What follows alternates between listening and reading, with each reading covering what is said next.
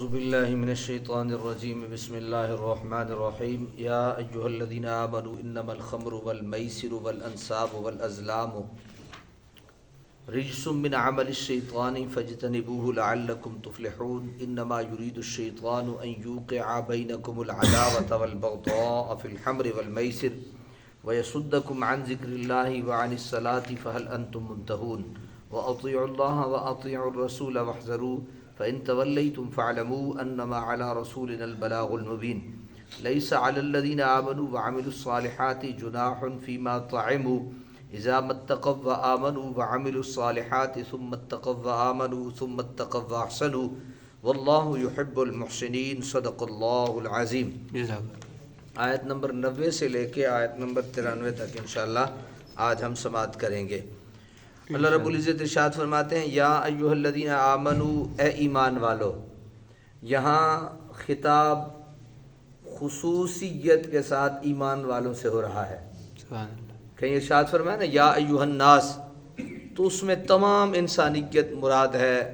ماننے والے، نہ ماننے والے، اپنے پرائے غیر سارے شامل ہیں. لیکن جہاں پہ ایمان کے لفظ کے ساتھ، آمنو کے لفظ کے ساتھ خطاب ہوتا ہے، وہاں پہ وہ خوش نصیب مخاطب ہوتے ہیں جو کلمہ طیب کے ساتھ اپنے رب کریم پہ مکمل طور پہ ایمان اور یقین رکھتے ہیں. تو ان کے لیے خصوصیت سے آج کا خطاب، اور وہ کتنے خوش نصیب ہیں ہم کہ ہمیں اللہ تعالیٰ خطاب کر رہا ہے. یا ایھا الذین آمنوا، اے ایمان والو. انما الخمر والمیسر والانصاب والازلام، یہ چیزیں جو حرام ہیں ان کے لیے اللہ تعالیٰ نے ہمیں خطاب کیا ہے. فرمایا یہ شراب، خمر، والمیسر جوا، والانصاب بت، والازلام اور جوئے کے تیر. ایسا ایسا آگے بڑھیں گے اور آپ کی خدمت میں عرض کرتا رہوں. عرب میں شراب کا عام رواج تھا. گنتی کے چند آدمیوں کے علاوہ سب اس کے متوالے تھے. شراب جو ان گنت جسمانی اور روحانی بیماریوں کا سبب، اخلاقی اور معاشرتی خرابیوں کی جڑ اور فتنہ و فساد کی علت ہے، اسلام کے پاکیزہ نظام حیات میں اس کی کیوں کر گنجائش ہو سکتی تھی؟ اللہ تعالیٰ نے اسے قطعی حرام کر دیا، لیکن حرمت کا حکم آہستہ آہستہ اور تدریجاً نازل ہوا تاکہ لوگوں کو اس پر عمل کرنا آسان ہو جائے.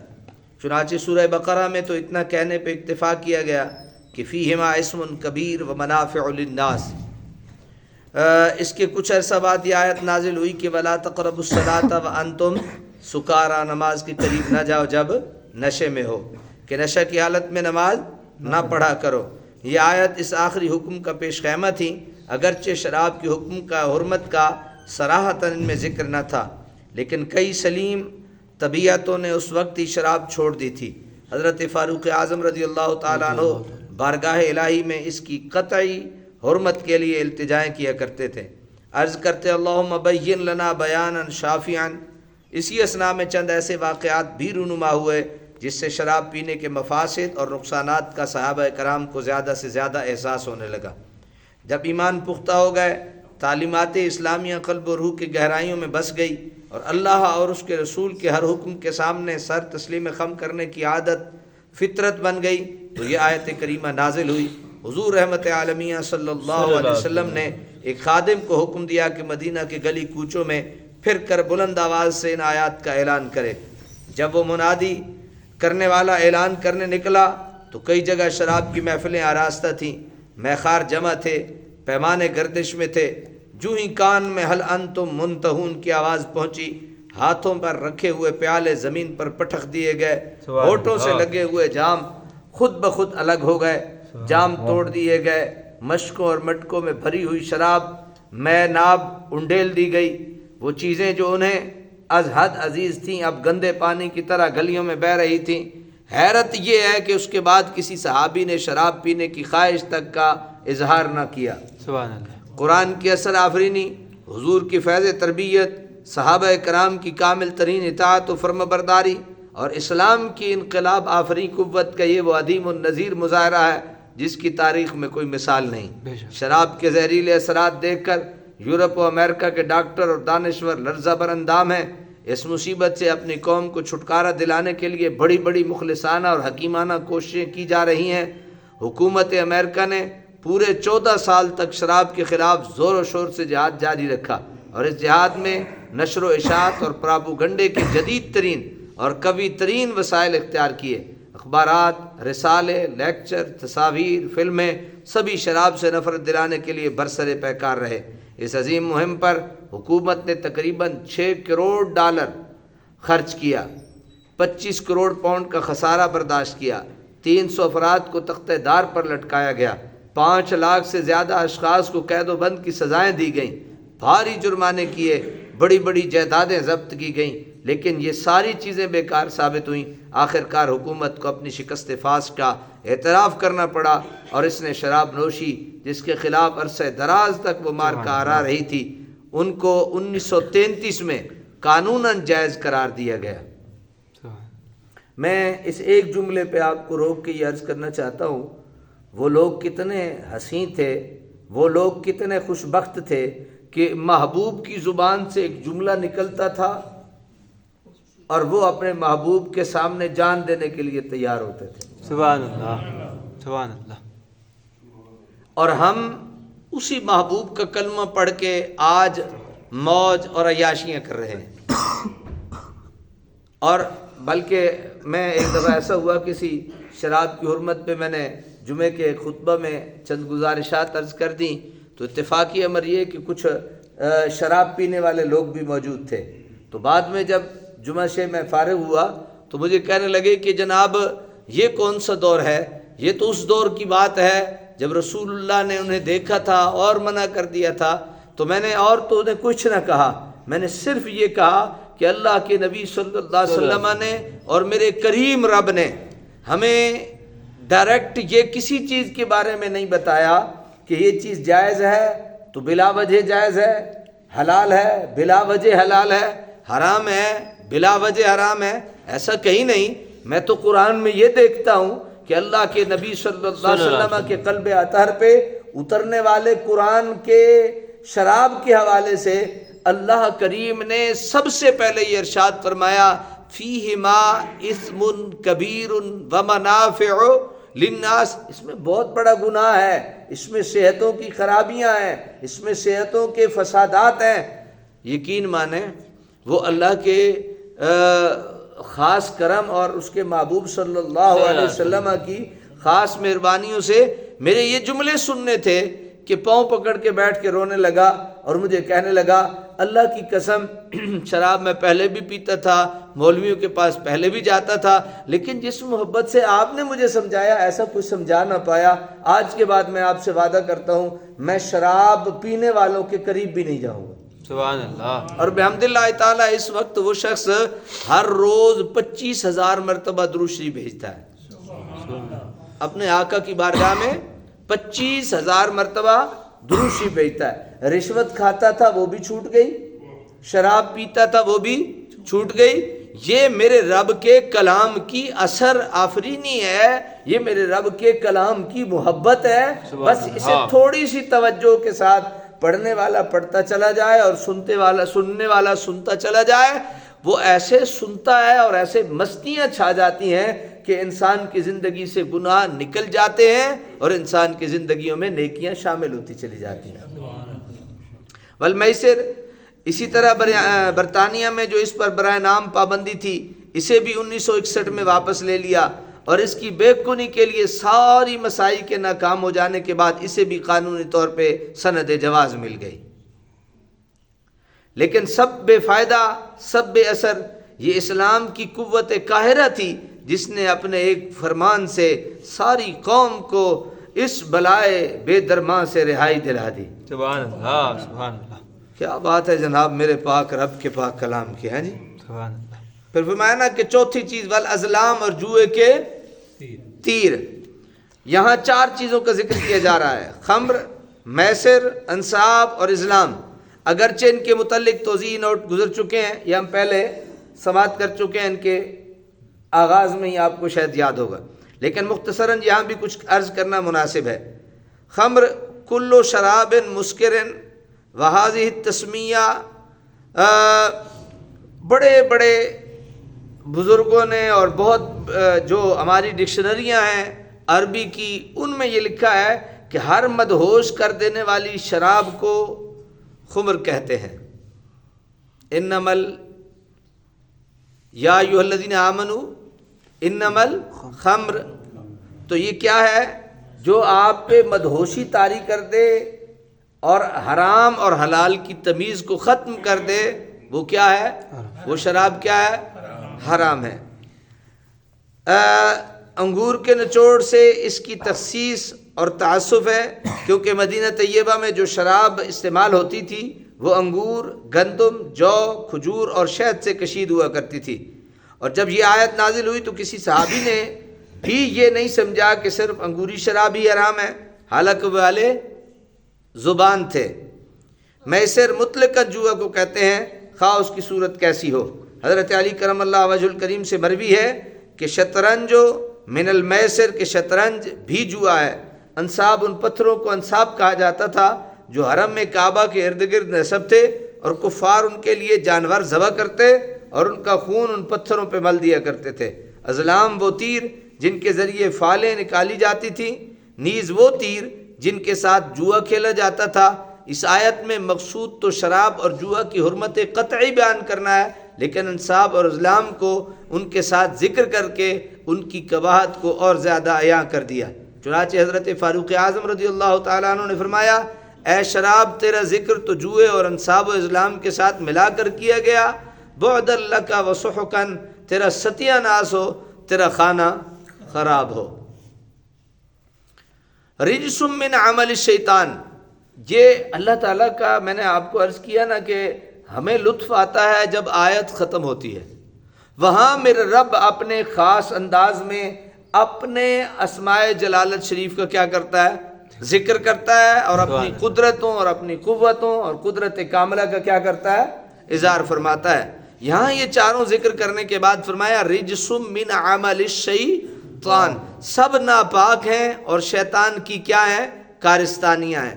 فاجتنبوہ، سو بچو ان سے، لعلکم تفلحون، تاکہ تم فلاح پا جاؤ۔ بدبودار، غلیظ اور گندی چیز کو رجس کہتے ہیں۔ یہ جو من عمل الشیطان کہہ کر یہ بتایا کہ یہ چیزیں اتنی غلیظ اور ناپاک ہیں کہ کوئی سلیم الفطرت انسان از خود ان کی طرف مائل نہیں ہوتا، صرف شیطان کی وسوسہ اندازی ہی اسے ان قبیح حرکات کے ارتکاب کی رغبت دلا سکتی ہے۔ انما یرید الشیطان ان یوقع بینکم العداوۃ والبغضاء فی الخمر، بے شک انما یرید الشیطان، یہی تو چاہتا ہے شیطان، ان یوقع، کیا چاہتا ہے؟ کہ ڈال دے، بینکم العداوۃ، تمہارے درمیان عداوت، والبغضاء اور بغض، فی الخمر، شراب میں، والمیسر اور جوئے کے ذریعے، ویصدکم عن ذکر اللہ، اور روک دے تمہیں یاد الہی سے، وعن الصلاۃ، اور نماز سے، فہل انتم منتہون، تو کیا تم باز آنے والے ہو؟ یہ سوال کیا، فہل انتم منتہون، کیا تم نماز سے باز آنے والے ہو؟ کیا تم زکوٰۃ سے رکنے والے ہو؟ تو یہ آخر میں میرے اللہ نے خوبصورت انداز میں ایک سوالیہ طریقے سے ہم سے ایک ایسا سوال کیا ہے کہ کیا یہ شیطان جو چاہتا ہے تم بھی وہی چاہتے ہو؟ شراب اور جوا کو حرام کرنے کی حکمت بیان فرمائی جا رہی ہے۔ دیکھیں نا، میں نے آپ سے عرض کیا کہ اللہ تعالیٰ نے کسی چیز کو بغیر سبب کے، بغیر وجہ کے نہ حلال کیا نہ حرام کیا۔ حلال ہے اس میں بھی سبب ہے، حرام ہے اس میں بھی سبب ہے۔ شراب اور جوا کو حرام کرنے کی حکمت بیان فرمائی جا رہی ہے، اگرچہ ان کی خرابیاں بے حد و بے شمار ہیں، اور وہ قومیں جو ان کے شیر مادر سمجھ کر پیا کرتی ہیں وہ بھی اگرچہ اس کو چھوڑ دینے سے عاجز ہیں، لیکن ان خرابیوں اور نقصانات کا برملا اعتراف کرتے ہیں۔ شراب پینے والا خود اعتراف کرتا ہے کہ میں ٹھیک نہیں ہے میرے لیے، میری صحت کے لیے۔ قرآن کریم نے مختصر سے الفاظ میں ان کی دو مضر ترین خرابیوں کا ذکر کر کے ان کی قباحت کو روز روشن کی طرح واضح کر دیا ہے۔ بتایا کہ شراب اور جوا کی حرمت کی ایک وجہ تو یہ ہے کہ اس سے عداوت اور دشمنی کی تخم ریزی ہوتی ہے، یعنی اس کا آغاز ہی اتنا برا ہے کہ شراب پینے والے کی دوسرے کے ساتھ کبھی نہیں بنے گی، حتیٰ کہ ایک آدمی شراب پیتا ہے، دوسرا بھی پیتا ہے، اس کی اس سے بھی نہیں بنے گی، اس کا ہم مشرب ہے اس سے بھی نہیں بنے گی، اس کا ہم نوالا ہے اس سے بھی نہیں بنے گی، دوسرے سے بھی نہیں بنے گی۔ تو اس کی پہلا جو نقصان ہے وہ یہ ہے، گہرے دوست ایک دوسرے کے خون کے پیاسے، سگے بھائی ایک دوسرے کے دشمن بن جاتے ہیں۔ دوسری وجہ یہ ہے کہ انسان نماز اور یاد الہی سے غافل ہو جاتا ہے۔ وہ کیسا انسان ہے، وہ کیسا کلمہ گو ہے، وہ کیسا لا الہ الا اللہ محمد الرسول اللہ کا ورد کرنے والا ہے۔ دو ہی تو چیزیں ہیں،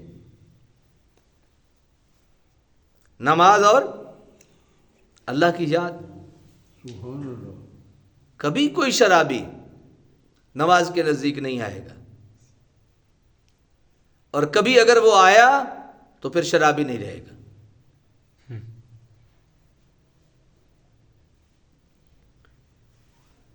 اس سے بڑھ کر اور بد نصیبی اور محرومی کیا ہو سکتی ہے کہ مؤذن اللہ کے حضور میں شرف باریابی حاصل کرنے کی دعوت دے رہا ہو اور کوئی اس وقت شراب کے نشے میں مدہوش پڑا ہوا ہو یا جوا کی بازی جیتنے میں یوں کھویا ہوا ہو کہ اسے خبر تک نہ ہو کہ رحمت کی گھڑی آئی بھی اور گزر بھی گئی۔ میں آپ کو ایک چھوٹی سی بات عرض کرتا ہوں۔ ایک شرابی تھا، تو میں نے اسے بڑا سمجھایا، اسے بڑی تربیت کی، اسے دیکھیں ہم عالم لوگ جو ہوتے ہیں نا، ہمیں ہر ایک کے پاس بیٹھنا بھی پڑتا ہے، تو دیکھنے والے نے بہت کچھ کہا لیکن ہمیں ان سے غرض نہیں ہوتی، ہمیں اللہ کی رضا مقصود ہوتی ہے کہ یہ اسی کی بنائی ہوئی مخلوق ہے، یہ اسی کا شاہکار ہے جو آج شیطان کے ہتھے چڑھ کے اپنے آپ کو تباہ و برباد کر رہا ہے۔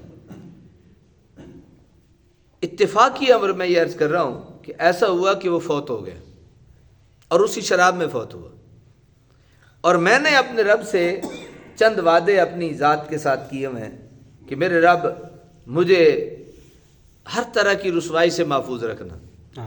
اتفاقی امر یہ ہوا کہ وہ فوت ہو گیا اور اس کے پورے خاندان نے یہ پوری کوشش کی کہ جنازہ میں پڑھاؤں، ہر طرح کوشش کی۔